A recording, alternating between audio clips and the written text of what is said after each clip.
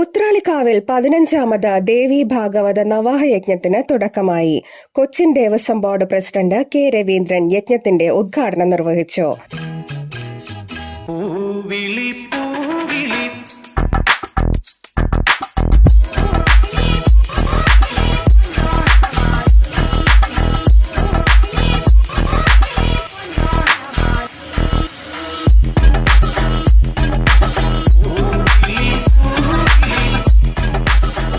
ഈ Onam കളറാവട്ടെ പുളിമുറ്റൽ silks.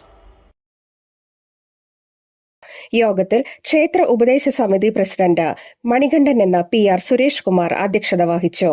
Cochin Devaswom board member advocate KP Ajayan, Kerala ഹൈക്കോടതി senior government pleader advocate TS Mayadas, Thiruvilwamala group Devaswom assistant commissioner KN Deepesh, ക്ഷേത്രം ഊരാളൻ കേളത്ത് പാർവതി വലിയമ്മ, Pooram chief coordinator V Suresh Kumar, വിവിധ ദേശ കമ്മിറ്റി ഭാരവാഹികളായ CA Sankarankutty, PN Vaishakh, C Jayesh Kumar, ഉപദേശക സമിതി secretary K Krishnakumar, Devaswom officer PV Harikrishnan തുടങ്ങിയവർ സംസാരിച്ചു.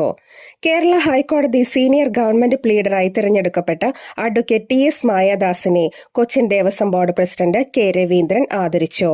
ആധ്യാത്മിക പ്രഭാഷകൻ ഷാജി വരവൂർ പ്രഭാഷണം നടത്തി. ഭാഗവത പ്രിയൻ പെരുമ്പാവൂർ CJR പിള്ളയാണ് യജ്ഞാചാര്യൻ.